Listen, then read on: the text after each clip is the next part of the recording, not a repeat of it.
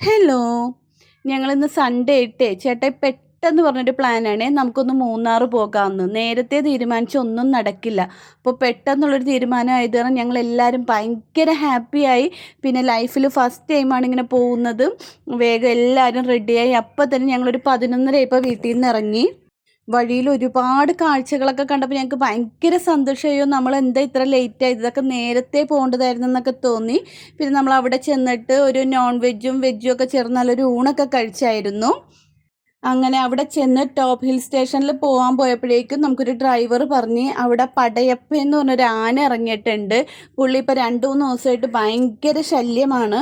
നിങ്ങൾ വേഗം എത്രയും പെട്ടെന്ന് ഒരു 7:30 ആകുമ്പോഴത്തേക്കും അവിടെ നിന്ന് ഇറങ്ങണമെന്ന് പറഞ്ഞ് ഞങ്ങൾ അവിടെ ചെല്ലുമ്പോഴത്തേക്കും ഒരു 6:30 ആയപ്പോഴേക്കും ഒരു 4 ഫാമിലി ഉണ്ടായുള്ളൂ. അവർ നമ്മളേലും മുന്നേ പോയി. ഏറ്റവും ലാസ്റ്റ് ഒരു 7:45 ഞങ്ങളുള്ള കണ്ട ദൈവങ്ങളെയും വിളിച്ച് ഒറ്റയ്ക്ക് വന്നു.